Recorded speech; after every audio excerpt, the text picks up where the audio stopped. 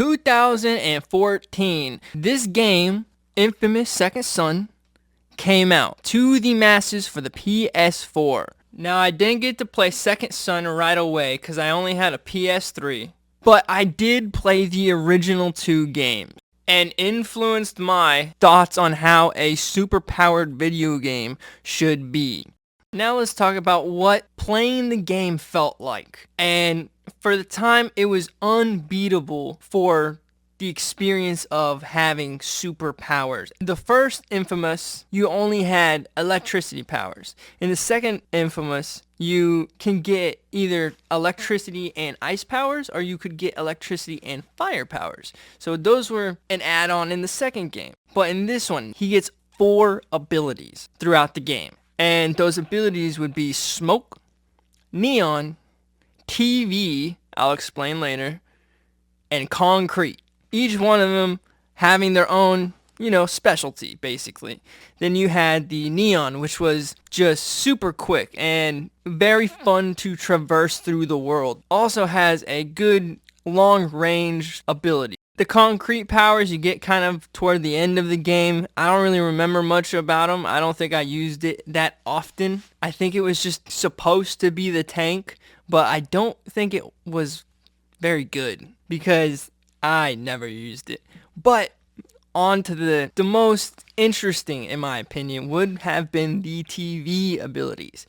You use screens around the world, like, big ass TVs they have throughout the city, and you can have either angels or demons fly out of these TVs and, do your dirty work. You also get basically a Gatling gun full of pixels. Super creative, super cool.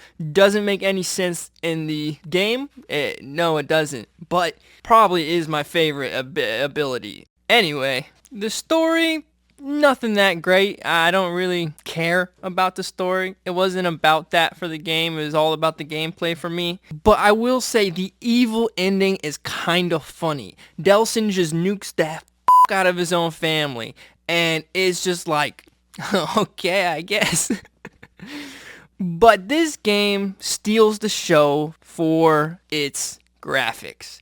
This game looked stunning. I mean, every ability you have is, really good looking, but especially neon at night is so good looking that when you're just running around the city using your pink neon abilities, it's just very pretty and very interactive with it. So that was really cool to experience. Conclusion, this game was dope. It dragged a little bit with the story, and some of the missions were just kind of bad. But for the most part, this game was a doozy. And what I mean by that is it was pretty fun to play. So would I suggest it?